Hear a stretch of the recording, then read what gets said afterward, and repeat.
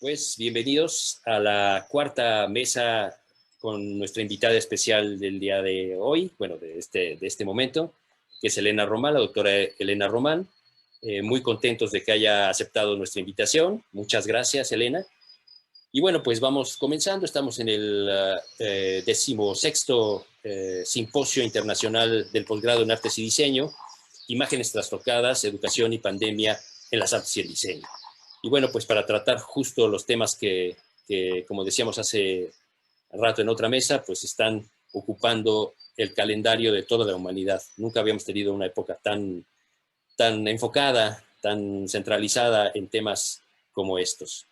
Y bueno, pues antes de comenzar con la charla, voy a leer una breve ficha de Elena, para después dar unos 15 minutos que nos presente su trabajo, sus investigaciones actuales, en qué está, y después dar paso a las preguntas que, como ya quizás sepan, hemos hecho en la comunidad universitaria y abierto a todo público para que pues, organizar un cuerpo de preguntas que más o menos tenga un sentido en estos temas que estamos tratando ahora dentro del simposio. Y bueno, Elena Román, la doctora Elena Román, su trabajo de docencia, investigación y gestión se centra en las artes vivas, las políticas culturales y las condiciones laborales de los creadores. Es doctora en Ciencias y Humanidades para el Desarrollo Interdisciplinario. Es profesora investigadora de la Universidad Autónoma de la Ciudad de México, donde coordina el Observatorio de Políticas Culturales. Ha sido becaria del Fondo Nacional para la Cultura y las Artes, la Secretaría de Ciencia, Tecnología e Innovación de la Ciudad de México y la UACM para proyectos de creación e investigación. Ha sido mentora, jurado y tallerista en Piso 16, Emprendimientos Creativos de la UNAM, Casa Vecina y diversas instituciones culturales. Actualmente forma parte del grupo académico de la iniciativa UNESCO San Luis. Colabora con The Home Teatro y Cabezas de Cera. Bueno, pues muchas gracias, Elena, de nuevo por estar con nosotros. Y te doy el micrófono para que nos platiques.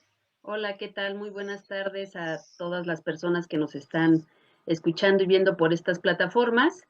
Agradezco muchísimo la invitación. Yo creo que hemos escuchado reiteradamente que estos espacios son importantes, aunque a veces nos abruman, pero sigo pensando y soy una fiel convencida de que el diálogo nos puede permitir un elemento de comprensión y bueno, después de este diálogo hay que empezar a articular acciones, ¿no? Para ver cómo podemos ir reequilibrando pues los contextos que nos están tocando vivir.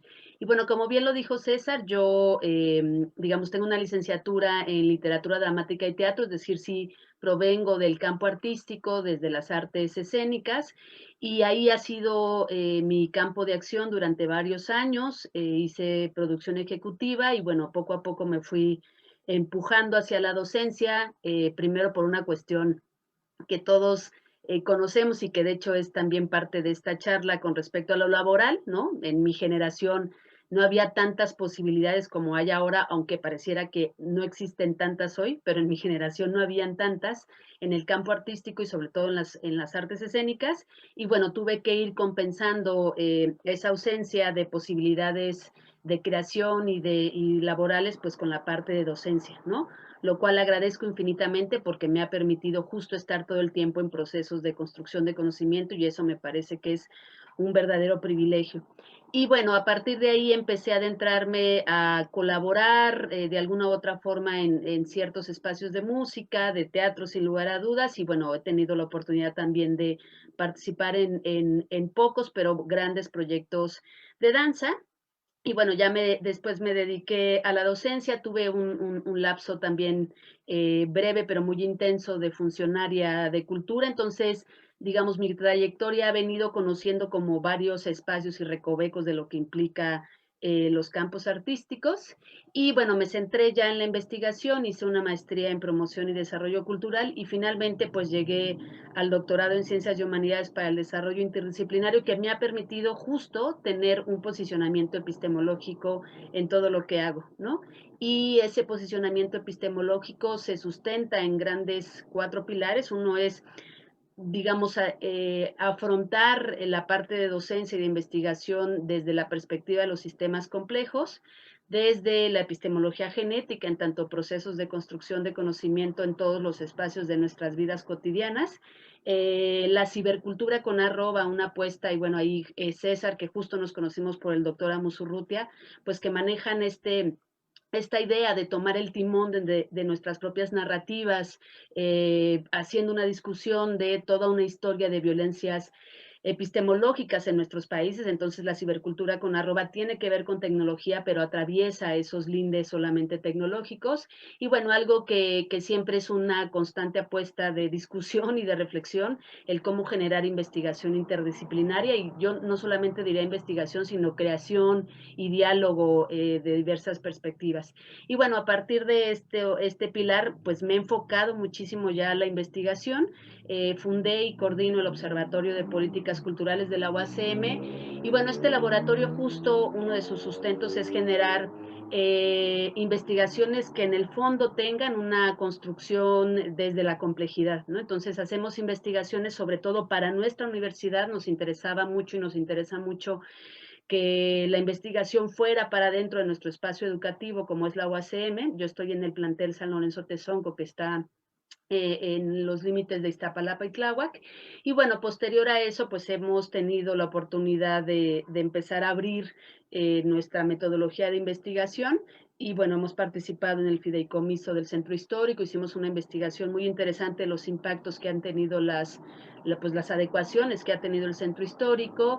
Y bueno, dentro de estas grandes posibilidades hicimos el primer mapeo, una cartografía que le llamamos la cartografía de la distopía, que bueno, ya se imaginarán por qué le llamamos así, y en posterior, si algún momento hay posibilidad, pues les platicaremos de esta cartografía. Y es una cartografía que pues ha durado varios años, porque lo que nos interesaba era visibilizar algo que a veces no se hace evidente en los mapeos, y es una dimensión afectiva y emotiva de quienes sostienen espacios culturales de artes vivas no oficiales, que así fue como le denominamos, ¿no? Y bueno, actualmente ahorita en estos contextos de pandemia, obviamente mis trabajos de investigación están muy centrados en las políticas culturales, sobre todo en artes vivas, ¿no? Aquí sí voy a poner en claro cuáles son mis limitaciones del diálogo con ustedes, ¿no? Aunque ubico sin lugar a dudas cuestiones pues de artes visuales y lo que tiene que ver con arte y diseño, finalmente yo me muevo en este espacio de artes vivas.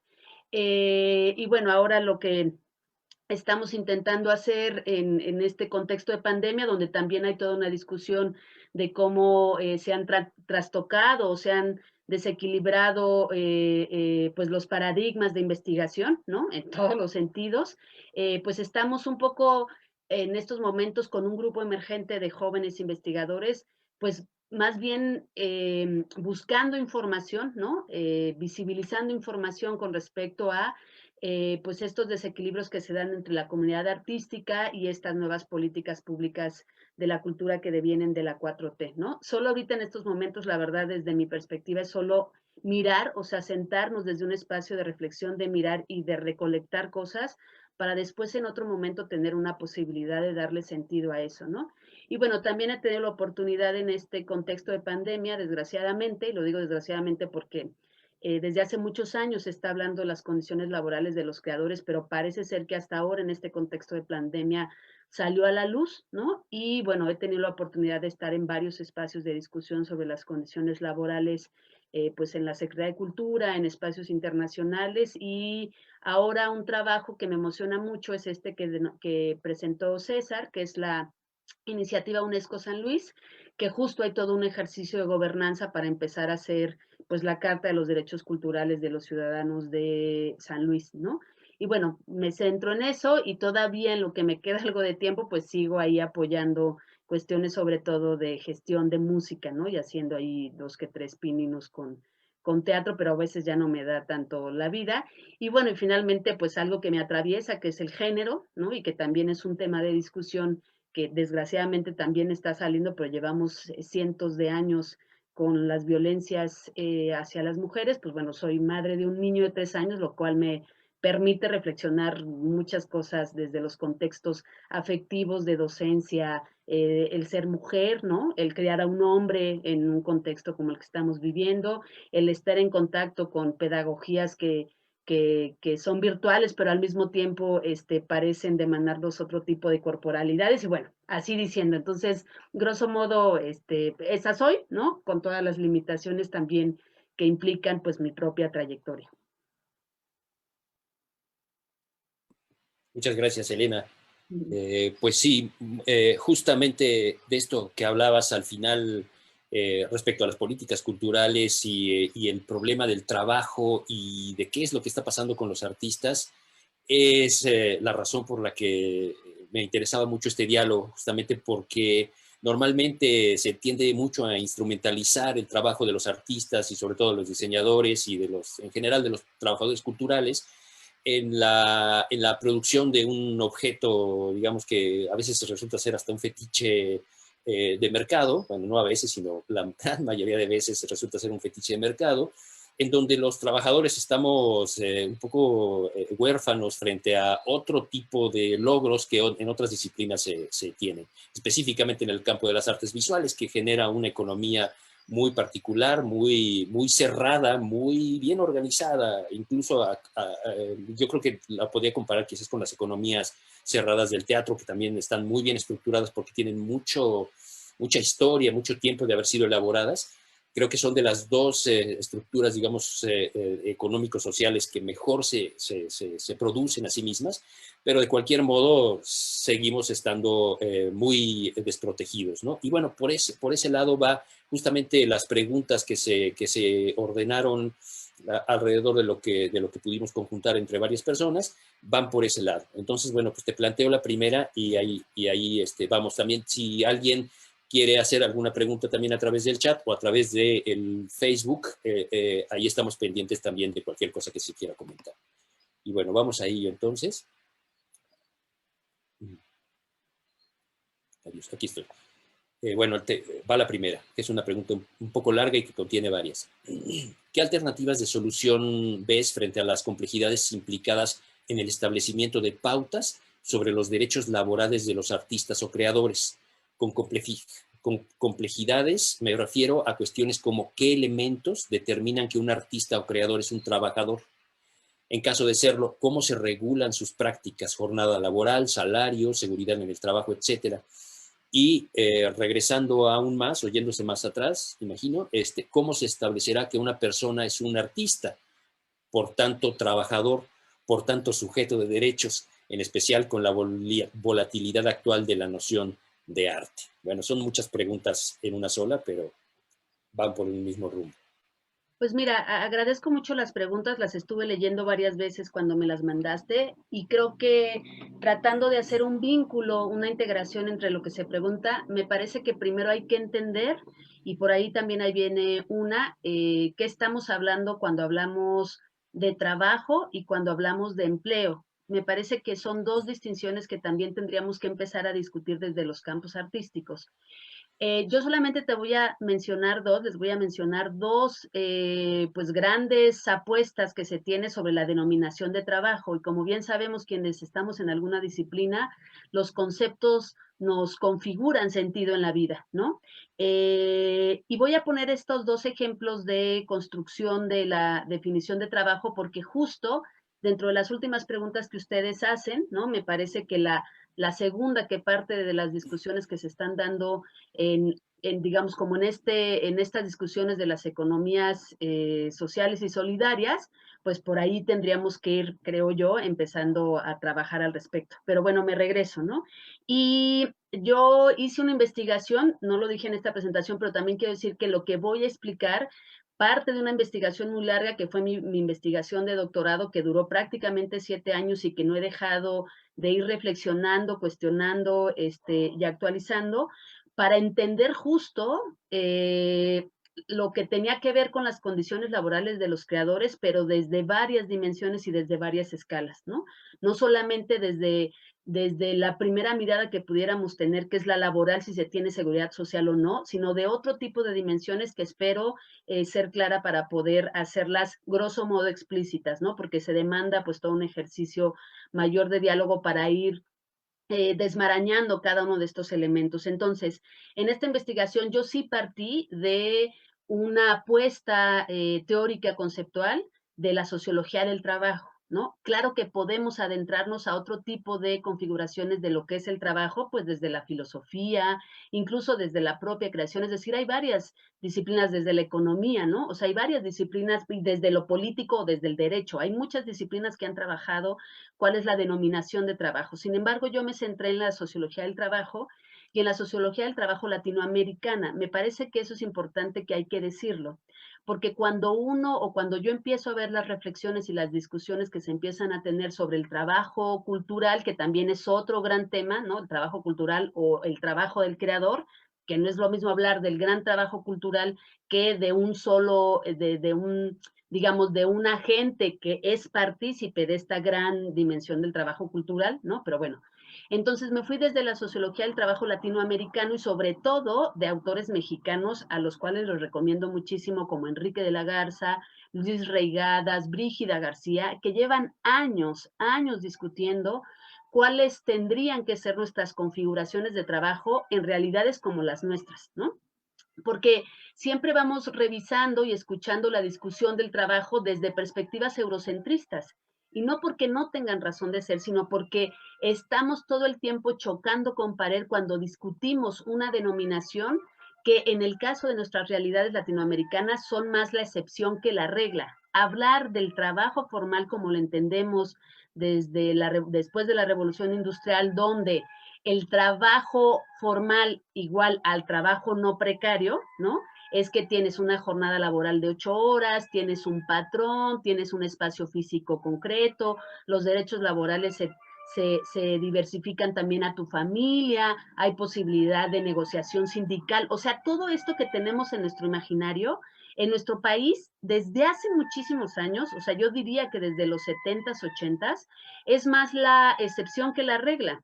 Entonces, cuando hablamos de trabajo precario, hablamos desde esa distinción, ¿no? O sea, desde aquella persona que tiene esta configuración de trabajo formal o trabajo clásico, que también se le ha denominado así, donde alguno de estos elementos de derecho, ¿no? Como por ejemplo sueldo, seguro social, vacaciones, la prima y todo lo que uno escucha y que nunca ni se imagina qué significa eso, ¿no?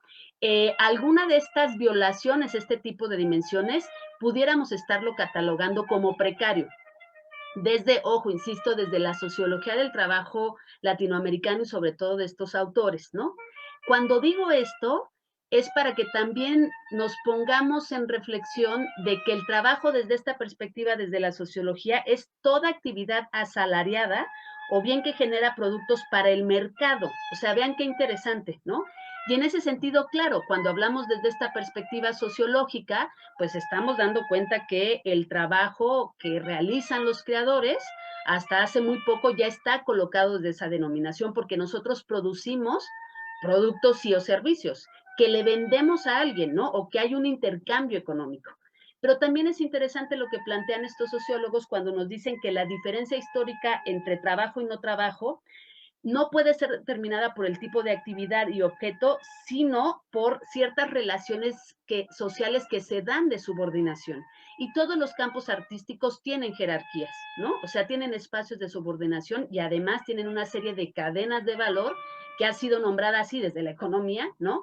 Que justo tú acabas de decir, ¿no? O sea, que acabas de plantear desde los diseñadores, hay toda una serie de cadenas de valor, hay toda una serie de productos que se van generando, hay toda una serie de procesos, hay toda una serie de expertices, es decir, desde esa perspectiva, claro, que nosotros estamos hablando de trabajo. Ahora, ¿qué tipo de trabajo? Trabajo formal no lo es, porque desde hace muchos años en nuestros países el trabajo formal es la excepción y no la regla.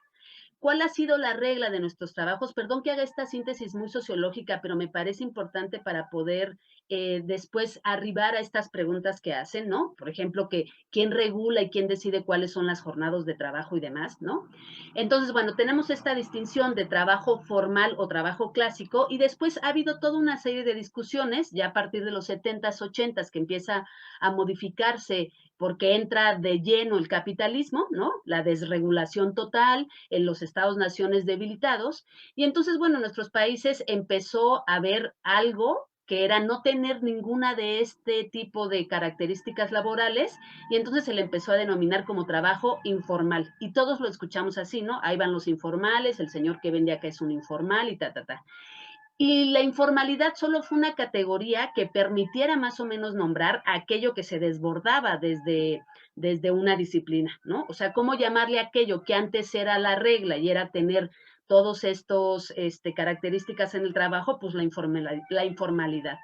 Pero también es cierto que se empezó a reconfigurar justo pues lo que tenía que ver con estas, digamos, disciplinas y pues aquello y todos los tipos de trabajos a los que uno podía acceder, ¿no? O sea, porque evidentemente pues las empresas nacionales ya no existían, y entonces esto se empezó a diversificar, y hoy en día con el capitalismo, con las nuevas tecnologías, pues con una serie de modificaciones impresionantes en el orden global, con esta discusión ahora de que la creatividad es un elemento importante para los países, pues se empezaron a crear otro tipo de capacidades y de servicios, ¿no? Y la sociología del trabajo empezó a denominar esto como trabajos atípicos, ¿no? Porque los trabajos atípicos desbordan justo esta configuración de lo clásico, es decir, de lo no precario, ¿no? Porque ya todos, la mayoría en este país tiene trabajos que son súper heterogéneos, es decir, no trabajas 8 horas en un espacio físico, trabajas 24 horas en el día, pero aparte tienes un montón de proyectos, y entonces 5 minutos le das un proyecto, 5 otro, pero además hay un elemento de la desterritorialidad, ¿no? Donde incluso ya creas, por ejemplo, o te contrata una empresa que no está en México y está en quién sabe dónde, en la India o en Indonesia, y entonces tú le haces los diseños. O sea, hay muchas, digamos, se explotó, digamos, la configuración de lo laboral, ¿no? Tanto así que, por ejemplo, Toby Miller tiene un texto muy desde la lógica de las industrias culturales, pero me parece que el contexto que plantea es interesante, de la nueva configuración de los trabajos culturales, ¿no? O sea, incluso ya se está tratando de entender la configuración de los trabajos culturales. Entonces, esta denominación de lo no atípico no forzosamente es precario. No sé si estoy siendo claro. O sea, tú puedes tener un trabajo atípico, pero no precario, porque la precariedad está dada desde la relación formal-no formal, ¿no?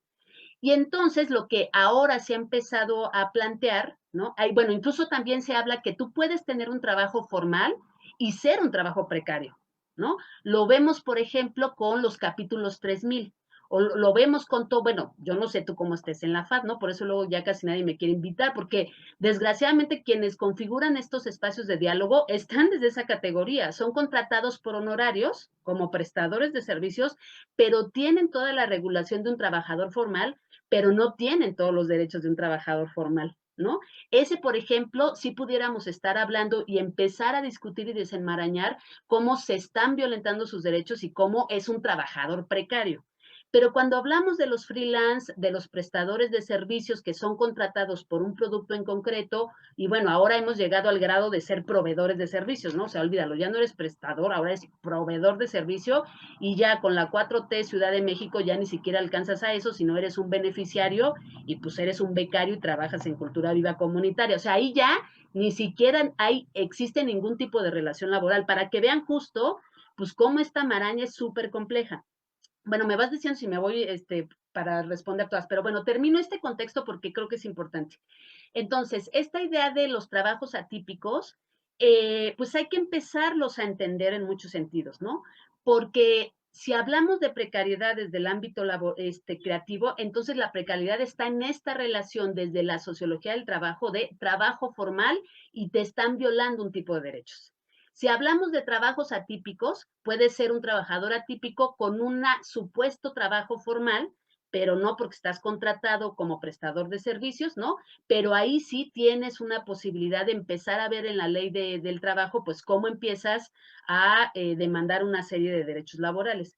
Pero el 90% de quienes se dedican a los campos artísticos están contratados como prestadores de servicios. Y ojo, esta es una configuración muy maquiavélica desde la era del capitalismo digital, dice Don Schiller, y no solamente desde la era del capitalismo digital, sino desde la denostación cabal de los estados-nación. Y me voy a permitir leer una frase de May que me parece reveladora, que dice, claro, pues ahora en todos los campos artísticos es mejor ser un prestador de servicios porque implica, y cito, un ser nuevo, libre, emancipado tanto de la opresión colectiva como de un control por parte de un empleador, un trabajador autónomo gracias a las nuevas tecnologías. Es mejor ser un prestador de servicios que un asalariado. Es decir, también nos han metido eso. Ahora, la discusión es súper compleja en ese sentido, ¿no? Entonces, bueno, la mayoría de los trabajadores del ámbito artístico, la mayoría, porque tampoco hay un censo muy claro al respecto, somos prestadores y o proveedores de servicios. ¿Eso que involucra? Que quien está precarizando, si lo podemos decir, tu trabajo, eres tú mismo, porque tú eres el obligado ante la ley de que tengas derechos laborales, de decir cuál es tu jornada laboral, de decir cuánto ahorras para tu prima vacacional. De verdad no sé si estoy siendo clara y es muy abrumador como entrar en shock y decir, no, pero ¿cómo me dices esto? Pues para la ley sí. O sea, para la ley tú eres cualquier persona que presta sus servicios, como un dentista, un contador, un no sé qué. En la ley del trabajo y sobre todo también en la cuestión hacendaria no hay distinción ante eso, ¿no?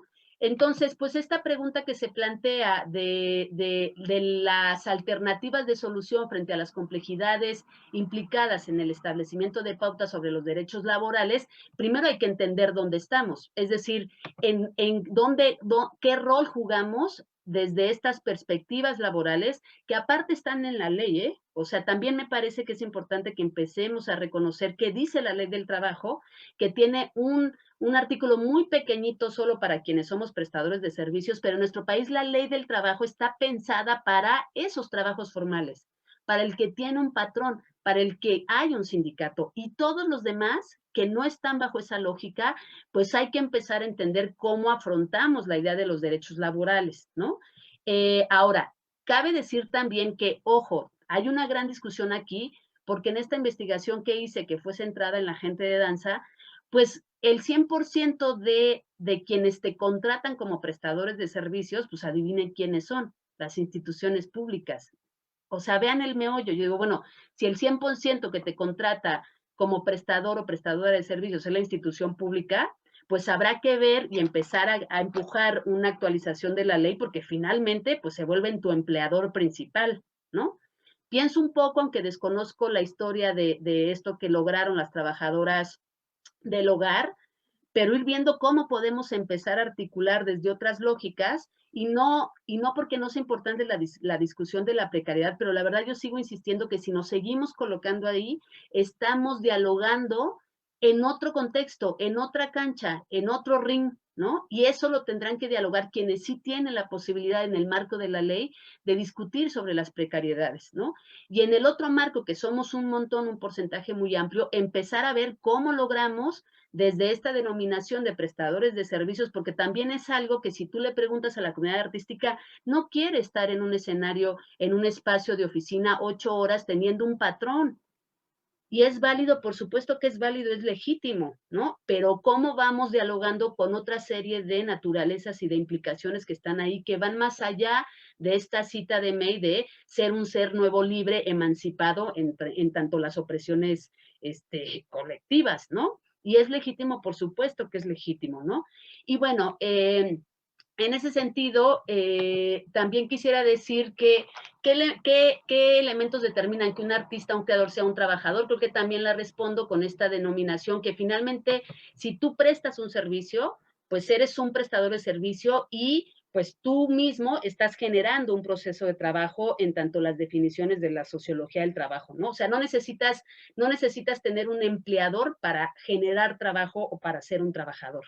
Ahora, me regreso a esto que te digo de la distinción del empleo, que es muy diferente. O sea, y voy a leer bueno, no leer, sino acercarme a la definición que da la economía social y solidaria, y para ellos el trabajo es la capacidad humana para desplegar la fuerza física e intelectual para satisfacer necesidades básicas en relación con la naturaleza. Vean qué, digamos, qué distinción, ¿no?, de definiciones de trabajo. Y en ese sentido, si también nos vamos desde la lógica de la economía solidaria, pues todos somos trabajadores porque el trabajo es en sí mismo nuestra accionar de vida, ¿no? Y no el trabajo pensado como una mercancía, que es algo que también discute la economía social y solidaria y que creo que en ese sentido coincide mucho con la definición de la sociología del trabajo, ¿no? Pensar que el trabajo es mercancía, pues ahí entonces entramos en este debate de el capitalismo, que justo lo que intenta es colocar en un espacio de mercantilización todo. O sea, ahora la creatividad es un espacio de mercantilización, ¿no? Y entonces hay que producir, autoexplotarnos, que eso dejó también la pandemia, ¿no? Y que por ahí, pues de seguro ya lo empezaron a dialogar, pero pues ahora pareciera que en tanto mercancía y en tanto hay que hacernos visibles, pues hay que estar en esta cosa de la autoexplotación. Pero bueno, entonces, ¿cómo se regulan las prácticas? Pues vuelvo a insistir, tiene que ver con en dónde estamos en el escenario de lo laboral en términos, pues ahí sí lo diría legal, ¿no? En términos de lo que sería pues lo legal, porque esta idea de la relación laboral, ¿no? Entonces pongo ya tres conceptos, que es el trabajo, o sea, el trabajo como capacidad humana o el trabajo desde una perspectiva de mercantilización como productos y servicios que vamos vendiendo, ¿no? Y la otra es el empleo, que es estas relaciones laborales que se dan, ¿no? Y cómo se establecen. Y no solamente eso, también pondría en dimensión otra cosa, después de hablar de los trabajos atípicos, que ahora ya se habla y que hay que empezar a empujar hacia ahí, hacia los trabajos dignos y o decentes. Y el trabajo digno no solamente puede estar dado en el trabajo formal, sino creo que nosotros tendríamos que empezar a sentarnos muy rigurosamente, muy calmadamente y con mucha perspectiva de diálogo, que por ejemplo en el campo del diseño, ¿qué sería un trabajo decente? Y cuando digo trabajo decente, me voy a otra perspectiva importante, y es que en el caso de los campos artísticos hay, hay unas fronteras que son muy invisibles.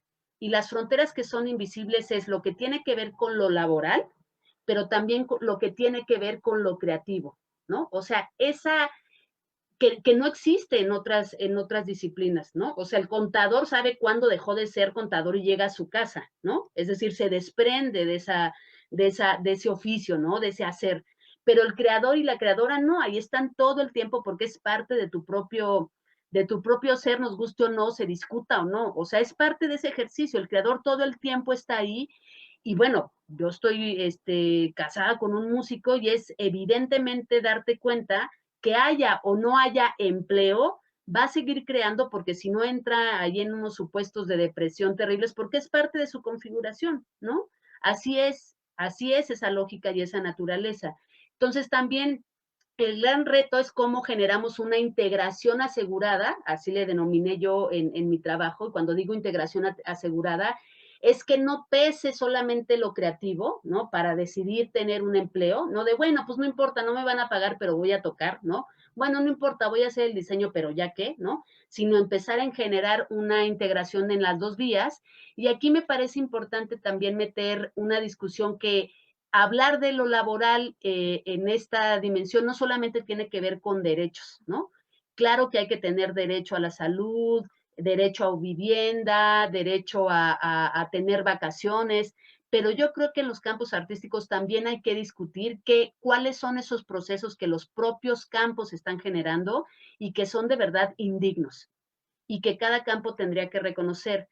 Pongo el ejemplo de las artes escénicas, pero de seguro ustedes tienen muchos otros, ¿no?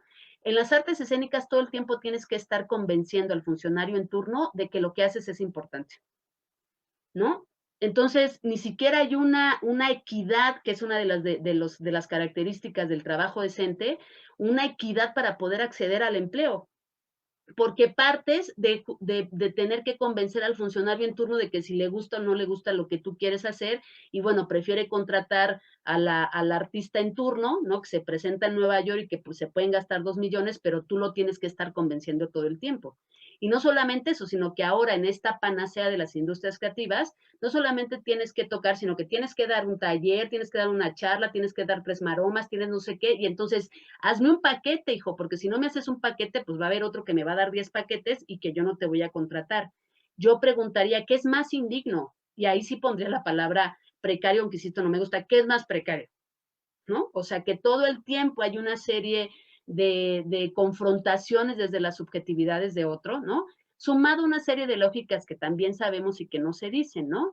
De poner en el espacio de la creatividad, pues la competencia. O sea, las comunidades artistas se han convertido en competencia de la beca, en competencia de la subvención, en competencia de esto, en competencia del otro, y pues claro, ¿no? Y no solamente eso, sino en la autoexplotación. Porque, a ver, dime cuántos proyectos tienes. Si tú ves en Facebook a todos tus cuates y cuatas, y bueno, se desviven en tener proyectos, ¿no? Están aquí, están aquí, están aquí, están aquí, y aparte son felices.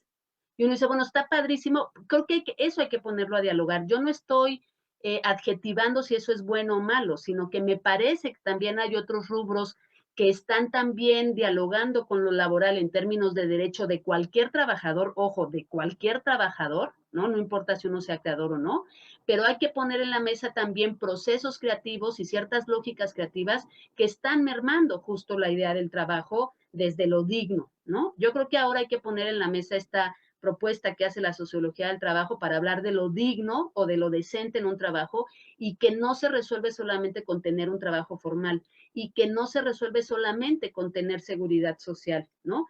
Y otro que también me parece importante es empezar a reconocer las leyes, porque querrámoslo o no, cuando uno dice no se tiene seguridad social, derecho a la salud, la pregunta es ¿por qué no se tiene derecho?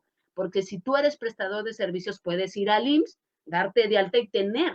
Sí o sea, no sé si estoy siendo clara y tampoco quiero que se me malinterprete, pero hay una serie de mitos que tenemos que empezar a quitarnos en la cabeza para encontrar una nueva forma de pues, poder tener condiciones laborales y condiciones de creación muchísimo más efectivas y que además coincidan con los procesos creativos, ¿no? Que son de alguna otra forma flexibles, que no tienen un horario, que se trabaja por proyecto, que pues hay una serie de vinculaciones desterritorializadas que ya no conocemos, que ahora además hay que afrontar la parte de la tecnología, ¿no? Porque pues hay que empezar a formarse, pero no tienes espacio para formarte porque estás en 10 proyectos al mismo tiempo, porque los pagos de los proyectos salen después de 3 meses. O sea, ese tipo de cosas también hay que ponerlas en discusión. Pero bueno, ahí me callo y no sé si contesté. Sí, buenísimo, buenísimo. Sí, pues por ahí va el asunto, porque me parece que en buena medida tiene que ver también con el reconocimiento que el Estado hace de los trabajadores culturales o de los artistas, es decir, cómo concibe el trabajo artístico y para qué sirve, ¿no? ¿Para qué sirve en el modelo de construcción nacionalista que cada uno de los estados tiene? Que es un gran problema. Pero bueno, iba a hablar de otras cosas, por ejemplo, bueno, quiero nada más anotar esto porque hay en el marxismo este tema del general intellect que se juntaba con Marx, dice que es algo así como el lumpenproletariado, es decir, el lumpenproletariado es el que hace digamos, son las filas del general intellect, que es un concepto ya un poco pensando en esta lectura el trabajo como mercancía o productor de mercancías, ¿no? Pero hay esta cosa del capitalismo cognitivo que deviene de esa lectura y que es en el que estamos, ¿no? Es decir, cómo se regula justamente aquel trabajo que no es que no señala claramente las condiciones o más bien la necesidad de su producción. Es decir, que es una producción subjetiva de contenidos y de ideas, es ideología, pero ideología en unos términos en los que no son aplicables para una cosa en concreto. Y entonces los gobiernos, los estados más productivistas que están encaminados, digamos, a la creación de mercancías y a las relaciones de intercambio entre productos, y al sostén incluso de la cadena económica a partir de ello, les cuesta trabajo ver de inmediato la necesidad de este tipo de trabajos, ¿no? Bueno, pero quería ligar esto con la otra pregunta que va muy, creo, de la mano, o que puede muy bien hilarse con esto, porque entonces, ¿qué pasa en estos momentos? Justamente en donde se están redefiniendo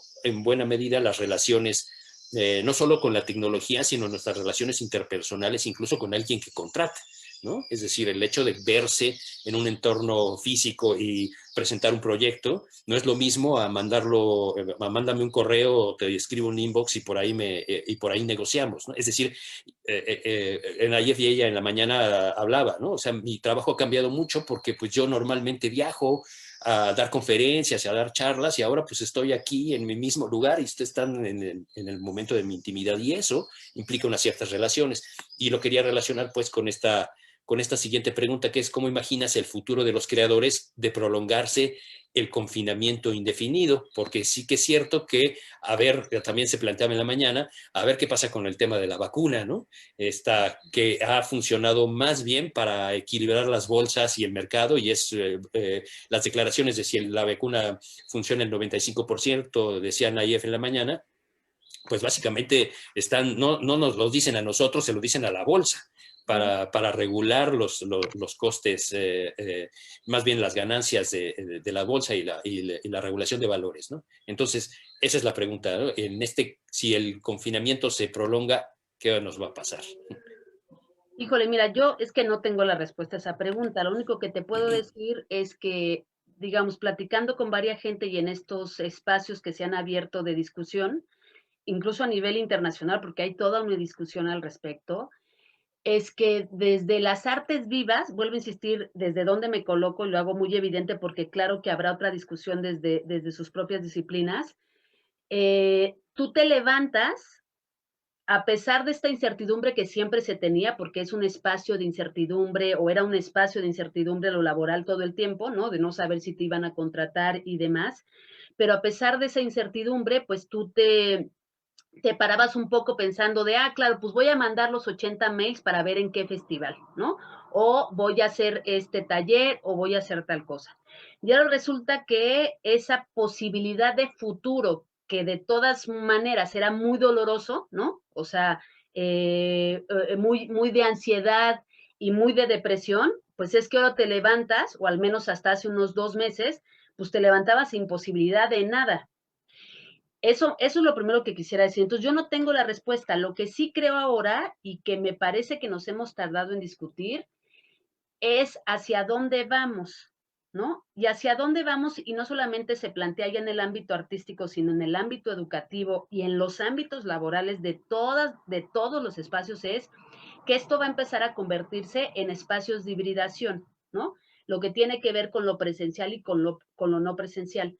Lo presencial a mí no me abruma, porque es justo lo que hemos estado discutiendo y creo que nos tiene que colocar en otra perspectiva, ¿no? Porque lo presencial se da por lo general, aunque insisto, es una cosa de discusión, pues en espacios que ya reconocemos, ¿no? En las artes vivas, pues porque te contrata el festival público, ¿no? Porque vas a un espacio independiente, porque entonces tú tienes la posibilidad de imaginar esas narrativas de trayectoria, ¿no? O sea, el cuerpo se mueve, ¿no? El cuerpo va. Insisto, para los de artes escénicas, o sea, para los de danza, imagínate la discusión que hay en torno, pues, al cuerpo, ¿no? Pero bueno, eso lo dejo a un lado. Y ahora entonces lo que me parece que hay que empezar a discutir es el otro que tiene que ver con lo digital. Porque claro, ya en lo educativo, y déjame decirte que he estado como en varios cursos y demás de educativo a nivel internacional, de que o sea, se quedó así, llegó para quedarse lo digital. Y entonces yo sigo preguntándome, bueno, pero lo digital es un espacio privado, ¿no? O sea, si ahorita estamos discutiendo el trabajo que tiene que ver con lo público, con una regulación nacional desde una geografía, ahora, ¿cómo hacemos esta regulación desde un espacio digital que es privado? ¿Y quién sabe de quién es? O sea, Zoom, Facebook Live, que aquí ahorita nos está, o sea, se están apoderando de todo nuestro ser y nuestro estar. ¿Quién se volvió más rico en esta pandemia? Zoom, Netflix, Spotify. Nadie más. ¿Y qué pasó con nuestras comunidades artísticas? Pues que se volcaron en esta necesidad de o estar presentes o de, yo qué sé, ahí cada quien resolverá por qué explotó es a subir y a subir cosas que, claro, no tenían ningún tipo de ingreso laboral, ¿no? ¿Por qué se volcó todo el mundo? Bueno, eso ya lo tendrá que explicar cada quien. Entonces hay que empezar a discutir si estos espacios se vuelven en nuestros espacios laborales, ¿cómo le vamos a hacer? Porque si de por sí en nuestra regulación nacional, donde somos sujetos de derecho, hay una serie de violaciones y estamos discutiendo justo lo no digno, pues ahora imagínate en un espacio digital. Y pienso en los creadores de contenido como son los diseñadores. Yo no sé, o sea, hay que empezar a ver ese tipo de regulaciones en términos legales, no solamente de lo laboral, sino de la propiedad intelectual. ¿Quién lee las letritas de lo que le estamos dando al Zoom? Nadie las lee. Y Zoom se adueña de todo, de prácticamente todo.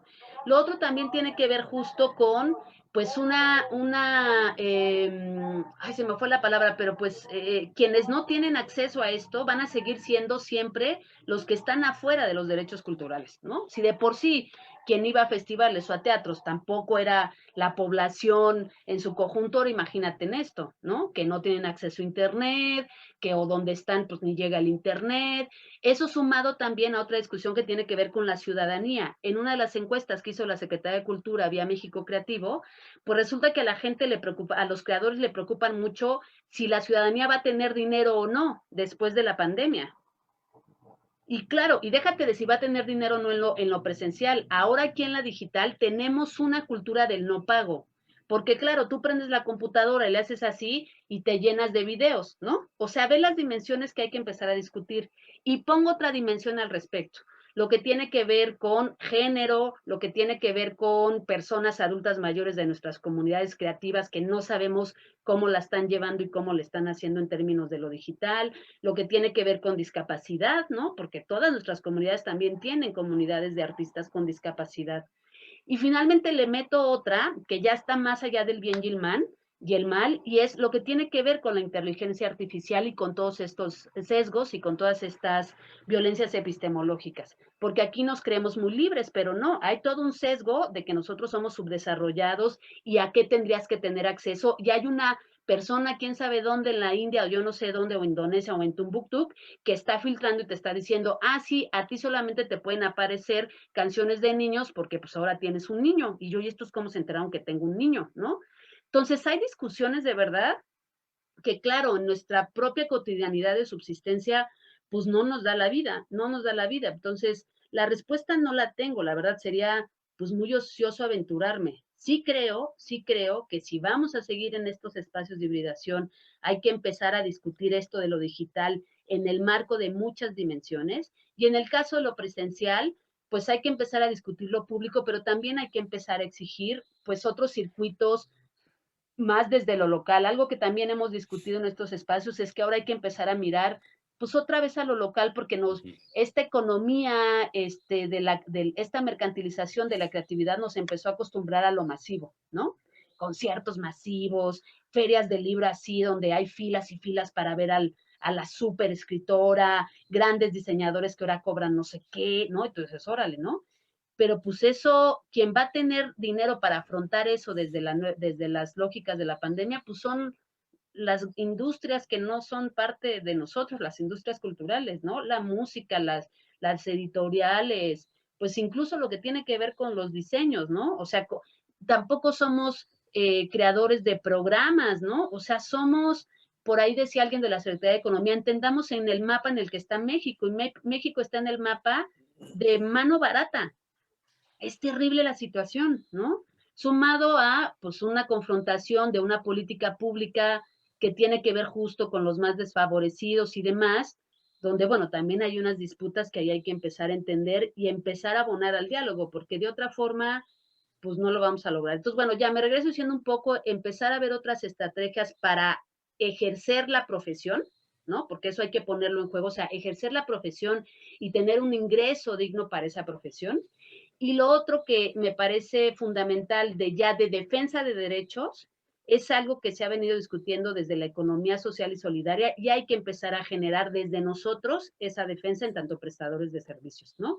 Por ahí el Instituto Nacional de la Economía Social y Solidaria, la verdad, está haciendo un trabajo impresionante y están teniendo una serie de discusiones en varios países que ha funcionado justo las cooperativas u otro tipo de organizaciones que no son sindicatos, sino que agrupan a un conjunto de creadores, pues para tener los derechos, ¿no? Para hacer pues una serie de bolsas de recursos por si alguien se enferma. O sea, ese tipo de lógicas me parece que hay que empezar ya a asumirlas, a reflexionarlas y a dejar de decir que no tenemos seguridad social, sino ver cómo lo empezamos a resolver. Con esto no quiero decir que no hay que demandarle al Estado, porque cierro diciendo que también hay una contradicción en el discurso, pues, de los derechos culturales, ¿no?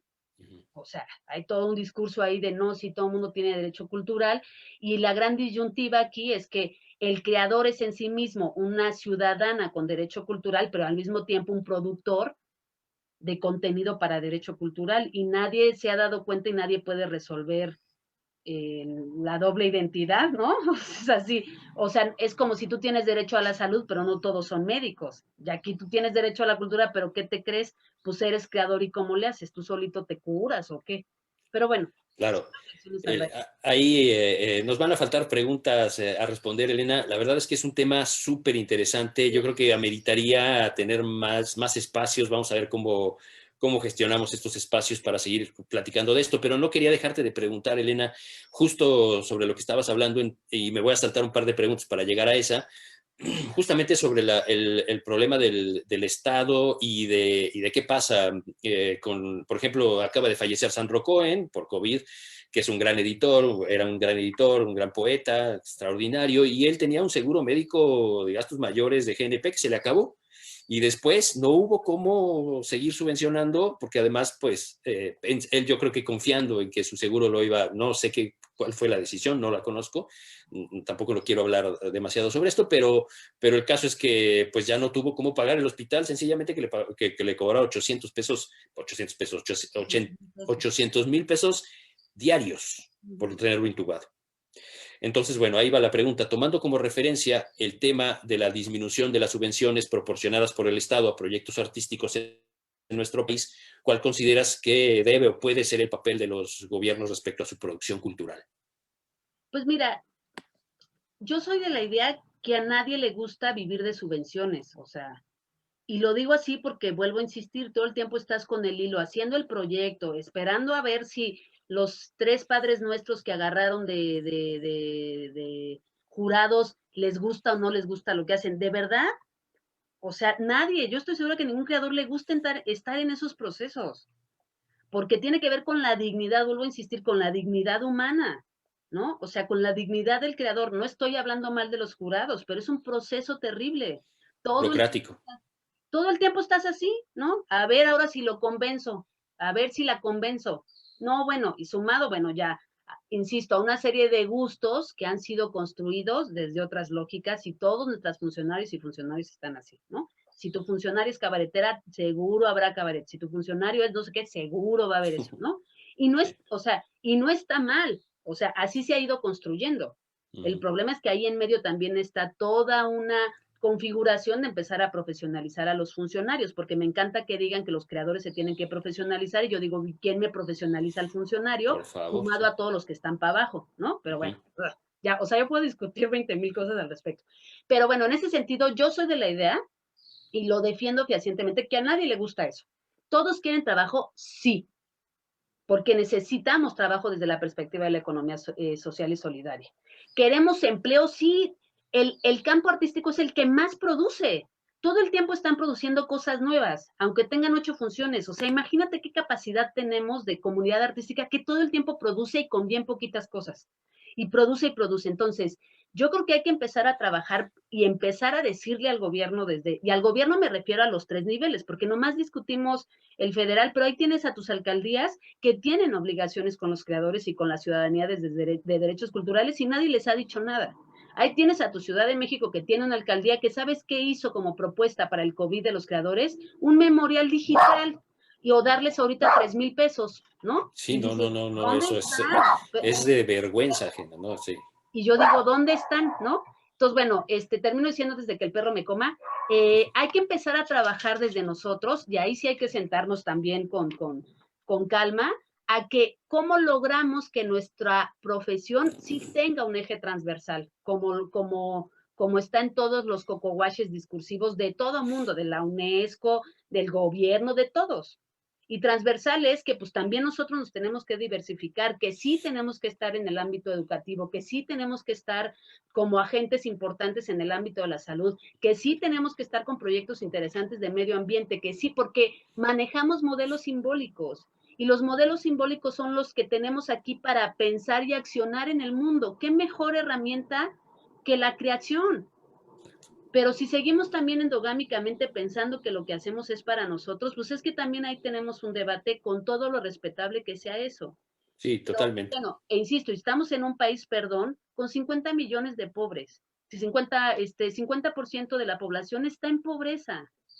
Creo que hay que reflexionar también. Yo pensaría más que desde las subvenciones, cómo atravesamos esto como algo real, transversal, importante, herramienta eficaz, empezar a discutir sobre los circuitos de distribución y de difusión, empezar a generar una ciudadanía cultural que reconozca la importancia de sus creadores, porque no los reconocemos, ¿no? Empezar a democratizar los circuitos. Olvídate de las subvenciones. Si a mí me dan trabajo y me dicen, vas a estar en un circuito en todas las alcaldías, claro que sí, no me des subvención, dame chamba, dame chamba. Yo creo que eso no es nada difícil, No, ¿no? es mucho mejor incluso porque implica también seguridad social o una cierta responsabilidad Y que claro, los proyectos del FONCA o de lo que pues no sea te no te dan. da. Yo decía, oigan, está muy chido esto de que pues todo el mundo tiene derecho al IMSS. Sí, ya voy a decir el pedo, pero lo voy a decir, el pedo es cómo lo pagas cada mes, porque aparte, ojo, ya termino diciendo, la ley del IMSS, tú te puedes dar de alta, pero para que tengas los beneficios que pueda tener un asalariado, tú tienes que pagar como tres, es decir, como el empleador, como el empleado y como el gobierno, para que tengas pues una pensión digna. ¿Y cómo le va a hacer un creador que te dicen que te van a pagar 1,000 pesos, te lo pagan en 5 meses? O sea, es decir, Sí, ¿no?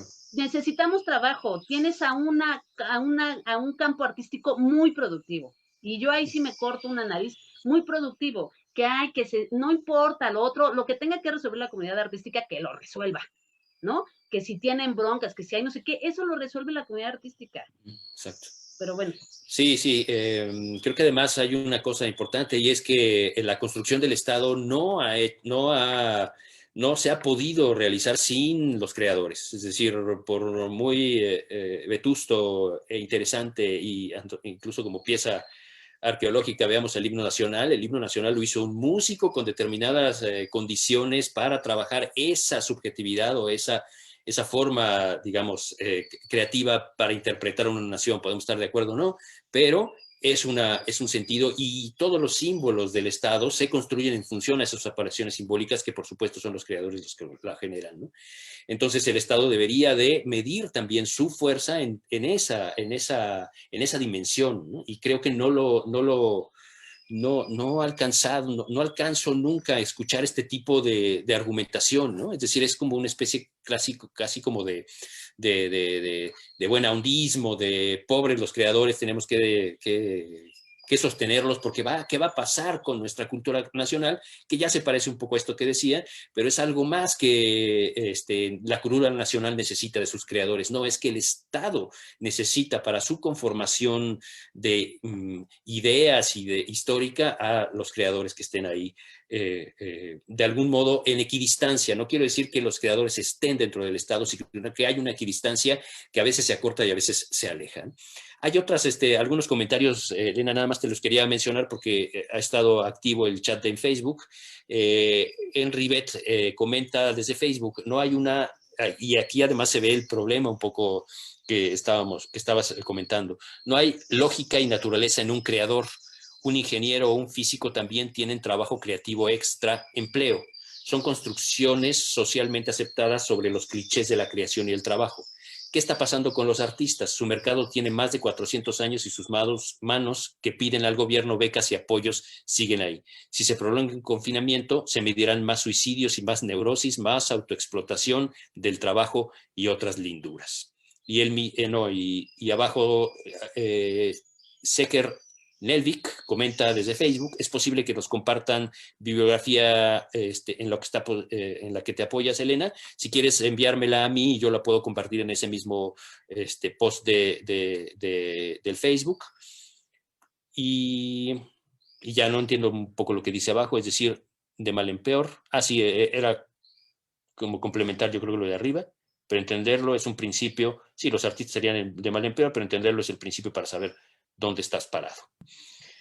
Bueno, yo aquí decir que, claro, la creatividad es una naturaleza humana, ¿no? Incluso por eso insisto que la parte de la mercantilización de la creatividad que se volvió muy en boga en los 80s es quitar los procesos colectivos, digamos, creativos para colocarlos desde el individuo y mercantilizarlos, ¿no? O sea, eso me queda claro. Y un ingeniero, por supuesto, y un doctor y un maestro tienen procesos de creatividad, y un ciudadano con o sin profesión tiene creatividad. O sea, es decir, si alguien cree que eso hay que ponerlo en discusión, pues me parece que no, todos tenemos un ejercicio creativo en nuestra vida cotidiana y en nuestro ser, ¿no?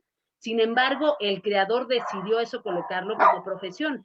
Y cuando, no sé si tenía que ver con el ejemplo que puse, que son estas denominadas profesiones de vocación, es porque ciertamente yo no he conocido a ningún ingeniero o a un físico o a un médico que diga, bueno, voy a hacer todo gratuito sin pago porque me encanta mi profesión. Claro que a todos nos encanta la profesión, pero algo sucede en los campos artísticos que de manera, digamos, recurrente, se genera ese ejercicio, ¿no? Hay que empezar a centrarnos, pues, cuáles son sus modelos simbólicos frente al trabajo y a lo laboral, pues, para empezar a generar eso. Y aparte también tiene que ver con una representación social de hace siglos, ¿no? O sea, la autonomización de los campos artísticos viene desde el siglo XIII, ¿no? ¿Y cuál es la autonomización? Que se separaron de cualquier hecho social, incluido la cuestión laboral. Sí. Y eso no lo digo yo, digamos, hay un montón de bibliografía al respecto. A eso me refería, no sé si o no sé si con eso tenga que ver el comentario, pero de acuerdísimo con la persona que lo puso, ¿no? Sin embargo, aquí estamos en el ámbito profesional y laboral. Y lo laboral en ese sentido a veces se queda en otro equilibrio por querer accionar pues, el ejercicio profesional de ese creador, ¿no?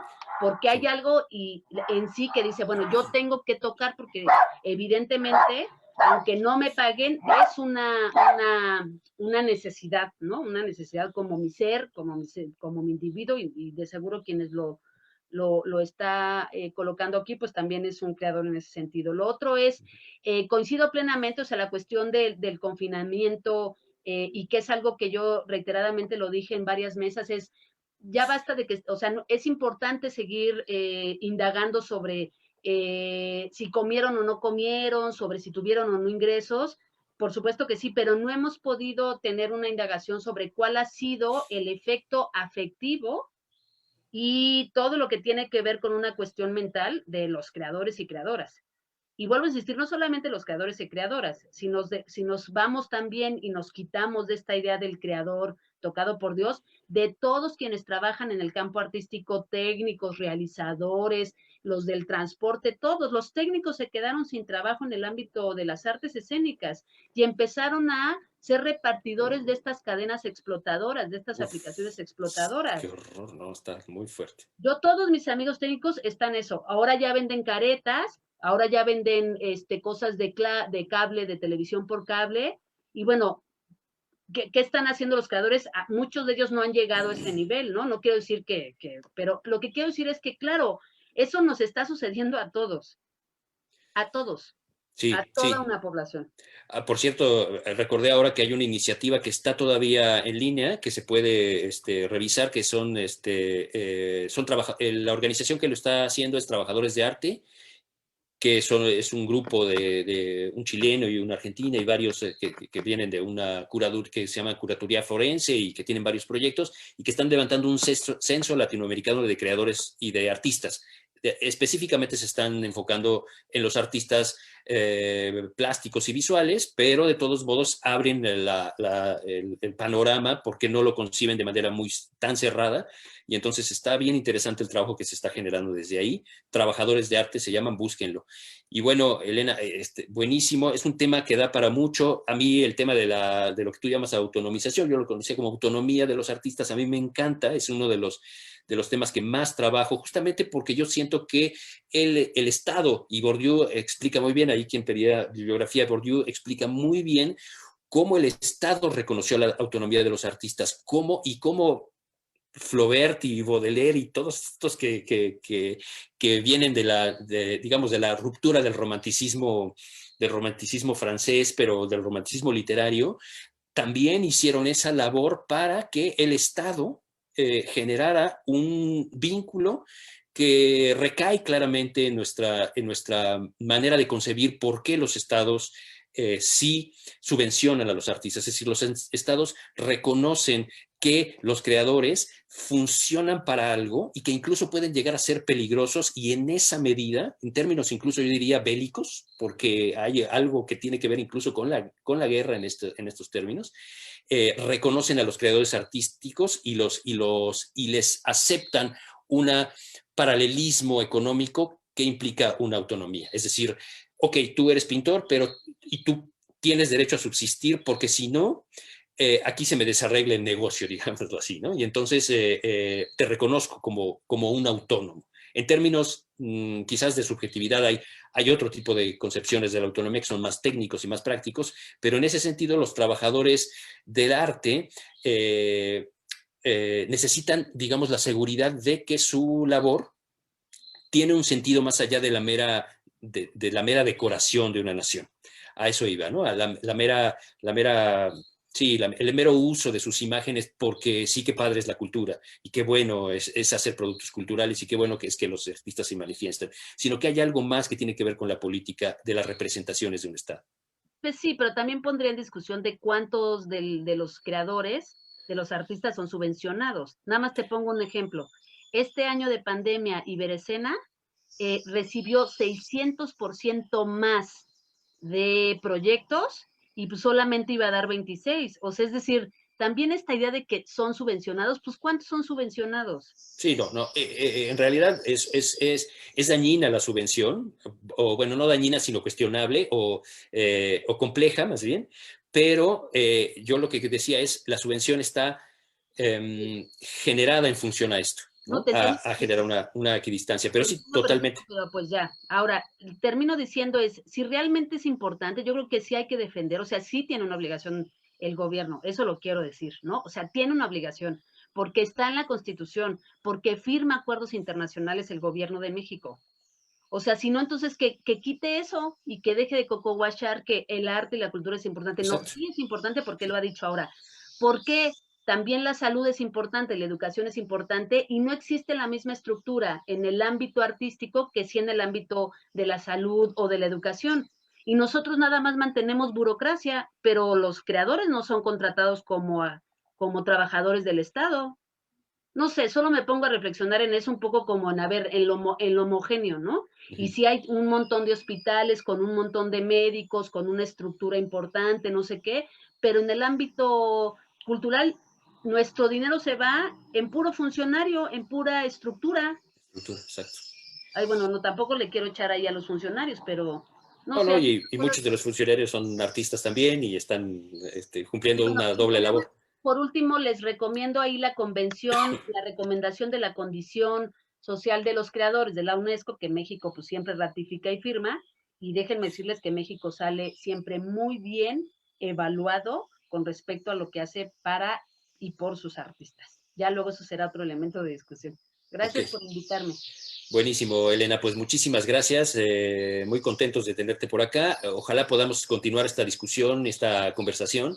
Ojalá el próximo año también se abran este tipo de debates. Yo voy a pugnar por ello porque creo que está en el centro de la creatividad, justamente, en el centro del problema creativo está esto, y veo que se instrumentaliza, como decía yo al principio, mucho del trabajo artístico, y no se coloca en estas dimensiones, y no se y no se pregunta, da por hecho que ya es una cosa que debe estar ahí y no se pregunta cuáles son sus condiciones y cuáles son sus elaboraciones, sobre todo en estos momentos complicadísimos que nos toca afrontar. Elena, pues darte las gracias. Nos pasamos un poquito, pero ahora podíamos porque teníamos ahí el receso, perfecto, porque las otras estoy siendo ahí salomónico, pero ahora sí podíamos hablar un poquito más y pues continuemos por favor la conversación. Muchísimas gracias a los que nos están acompañando ahora o que nos acompañaron durante estas conversaciones de ahora en la mañana. En la tarde regresamos a las 5 con la siguiente mesa, la cuarta mesa de ponencias. Y bueno, vamos muy bien. Muchísimas gracias, Elena, de nuevo y un abrazote. Gracias a todas y a todos quienes escucharon. Adiós. Chao.